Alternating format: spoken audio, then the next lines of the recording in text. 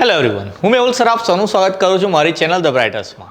તો આજના વિડીયોની આપણે ડિપ્લોમા સેમેસ્ટર 6ના subject micro processor and controller applications એટલે જેને તમે શોર્ટમાં MPCA કહેતા હશો એના મોસ્ટ આઈએમપી ક્વેશ્ચન જોઈશું.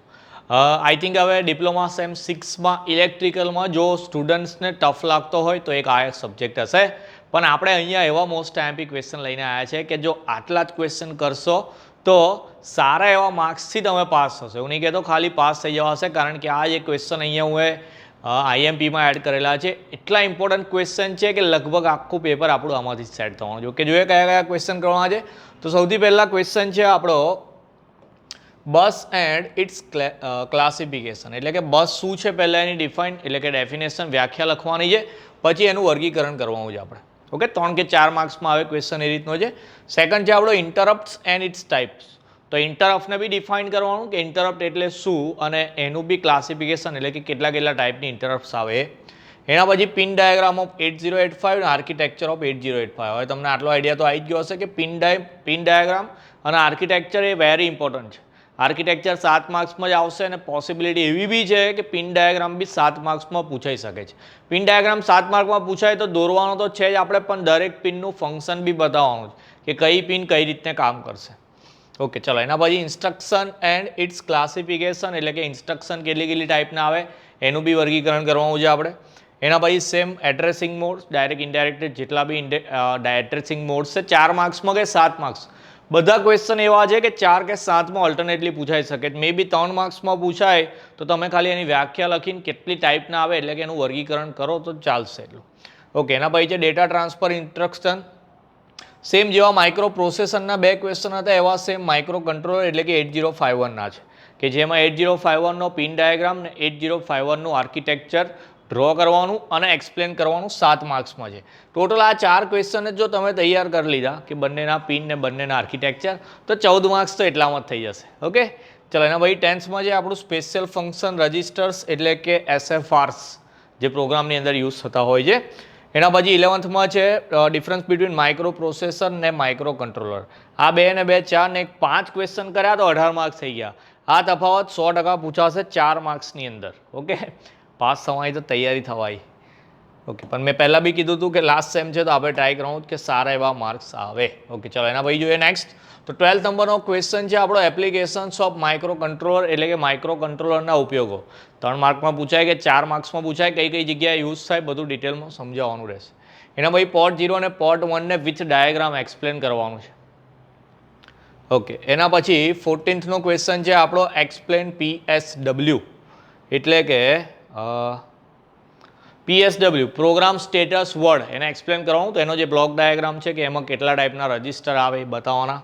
એના પછી ટાઈમર કંટ્રોલ ને ટાઈમર મોડ, ટીકોન ટીમોડ બેમાંથી એક જ આવશે, બેવું લખ્યું. જો 4 માર્ક્સમાં 2 આવે તો પછી એ રીતે તમારે આન્સર મોડિફાઈ કરીને લખવાનો.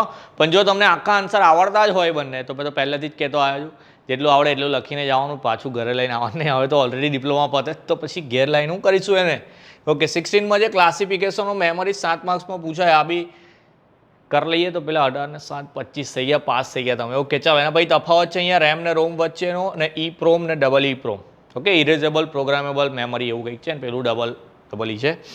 તફાવત બેમાંથી કોઈ એક હશે 3 માર્ક્સની અંદર, કાં તો એ લોકો 4 માર્ક્સમાં બંને બી પૂછે છે. હવે 4 માર્ક્સમાં પૂછાય તો બંને બહુ 4 મુદ્દા લખવાના હોય, 3 પૂછાય તો બંને બહુ 3 એ રીતે બનાવી લખવાનો છે. Temperature control of furnace using 8051 એટલે કે માઇક્રો કંટ્રોલર 8051નો ઉપયોગ કરીને આપણે ભઠ્ઠીનું તાપમાન કેવી રીતે કંટ્રોલ કરી શકીએ, આ બી 7 માર્ક્સમાં લગભગ પૂછાશે. 25 ને 7 32 થઈ ગયા. ઓકે, ચલો આગળ જતા જઈએ. મેથડ્સ ઓફ ડેટા ટ્રાન્સફર એટલે કે ડેટા ટ્રાન્સફરની પદ્ધતિઓ, કેટલી કેટલી ટાઈપ્સથી ડેટા ટ્રાન્સફર થાય, 4 કે 7 માર્કમાં પૂછાય. એના પછી છે explain SCR firing angle with block diagram using 8051. જે રીતે ભઠ્ઠીનું તાપમાન કંટ્રોલ કર્યું એવી રીતે SCRનો ફાયરિંગ એંગલ એડજસ્ટ કરવાનો છે 8051ની મદદથી.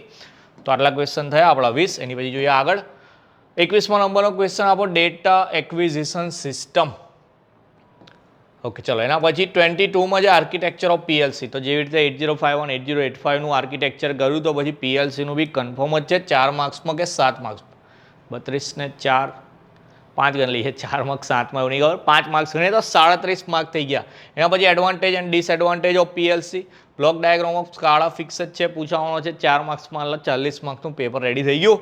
એપ્લિકેશન ઓફ સ્કાડા એટલે કે સ્કાડાના ઉપયોગો, અને પછી લાસ્ટમાં જે બે તફાવત છે એમાં પીએલસી ડિજિટલ કોમ્પ્યુટર આઈધર 3 માર્ક્સમાં કે 4 માર્ક્સમાં કન્ફર્મ પૂછવાનો છે. આ તો પછી પીએલસીને રિલેનો આવે. મેં વિડીયોના સ્ટાર્ટિંગમાં જ કીધું કે આટલા ક્વેશ્ચનમાંથી જ પેપર આવવાનું છે. હું ગણાવતો તો 70 બી ગણાવી લેતો, પણ એવું નહીં કરવાનું, કારણ કે પછી જેટલા કહું એટલા જ વાંચશે છોકરાઓ. આપણે અહીંયા 26 લખ્યા તો 26 પાક્કા તૈયાર કરવાના, જેની ઓલરેડી કદાચ પ્રિપરેશન થઈ ગઈ હોય, બહુ ઓછા હશે એવા. પણ મે બી જો કોઈની તૈયારી આટલી થઈ ગઈ હોય, એને બીજી કંઈ તૈયારી કરી હોય, તો મેં કીધું હતું પીવાયક્યુમાં આની સિવાય જો બીજા ક્વેશ્ચન તમને દેખાય તો એટલા બી તૈયાર કરી લેવાના. બાકી મારા હિસાબથી 26 ક્વેશ્ચન તો કમ્પલસરી બધા જ કરવાના, જેને પાસ બી થવું છે. પાસ થવું એને તો સ્ટાર દેખાતા હશે અત્યારે ઝૂમ કરીને ક્વેશ્ચનને બોલવું ના જોઈએ, પણ અમુક તો માઇક્રો પ્રોસેસર છે તો પછી માઇક્રો બનાવીને જ જશે આની સ્ટારવાળા ક્વેશ્ચનની. ઓકે, એવું નહીં કરીએ, પણ આપણને મેં કીધું જ છે આવું ઇઝી જ છે આટલા જ ક્વેશ્ચન કરવા, તો એટલી તૈયારી તમે કરી શકો. ટાઈમ બી છે થોડો ઓછો છે, પણ તૈયારી થઈ જાય એટલો ટાઈમ તો છે. ઓકે, તો આ આપણા માઇક્રો પ્રોસેસર અને કંટ્રોલરના મોસ્ટ એમ્પી ક્વેશ્ચન વિડીયો તમારી પાસે આવે શેર કરી આપવાનો, બધાની મેક્સિમમ તૈયારી થાય ને સારા એવા માર્ક્સ આવે. તો મળીએ આવે નેક્સ્ટ વિડીયોમાં, ત્યાં સુધી તમારું ધ્યાન રાખજો. જય હિન્દ, જય ભારત.